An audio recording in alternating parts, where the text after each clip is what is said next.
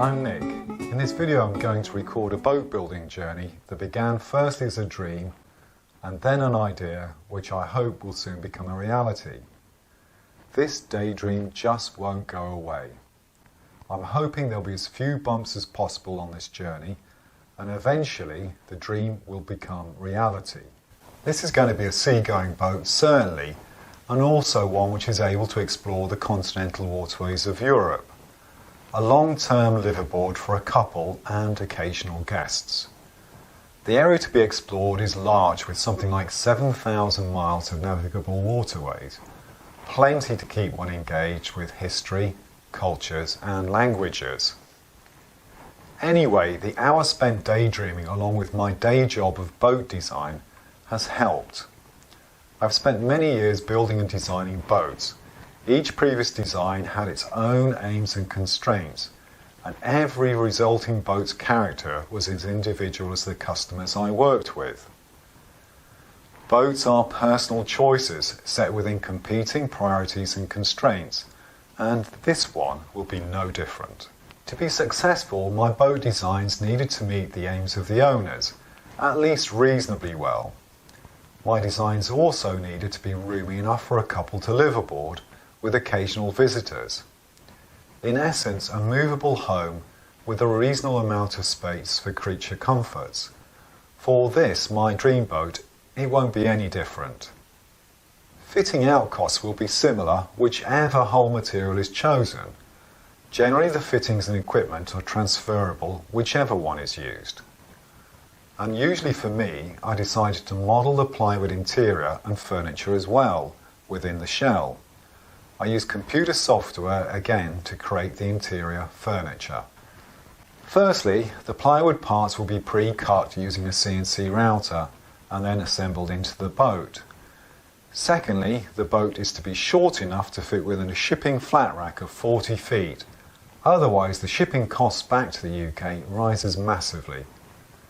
Thirdly, the UK boat building standards allow a builder to self-certify up to 12 metres or 39.4 feet for this RCD Category C type vessel.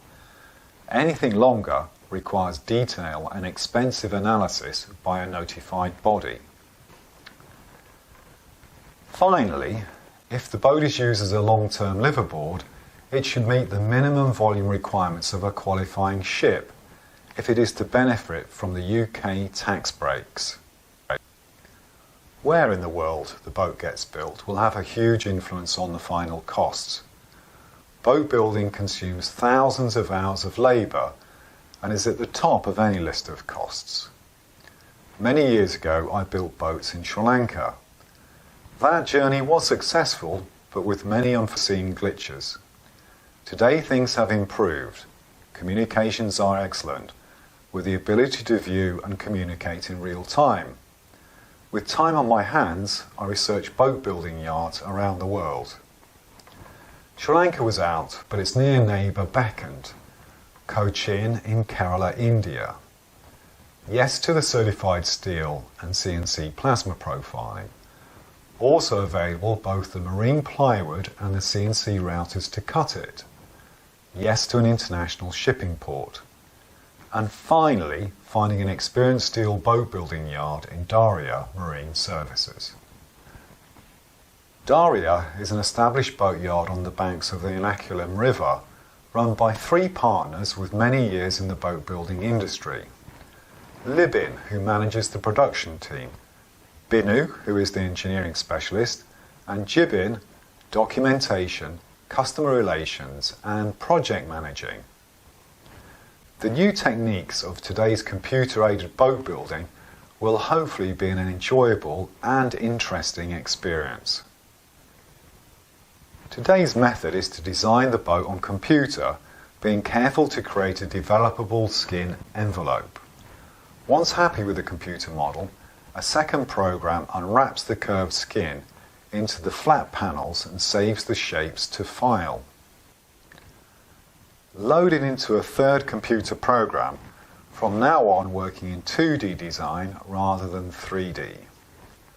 Work done to trim the shapes, place cutouts for windows, and place assembly markers and numbering.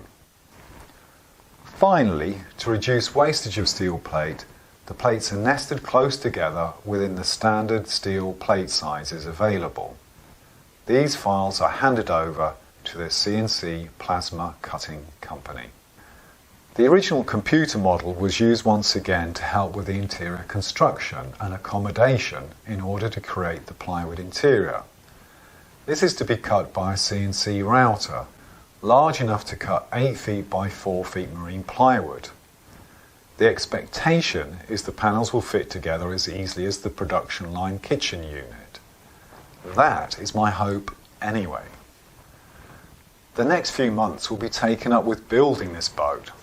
A video record produced explaining each stage of the building process will become available. A steel boat involves many different trades and skills, and we hope to explain these here.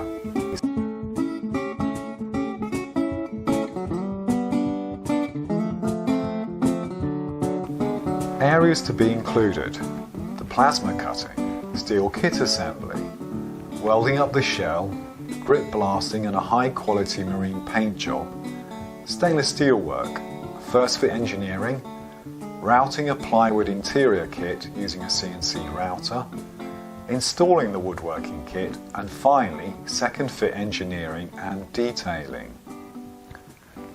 Listing all this work, I realised the many aspects of the journey in front of Dhariya and myself. The intention is to document the process, including the ups and downs that always arise during a boat building journey. The filming is in beautiful Kerala.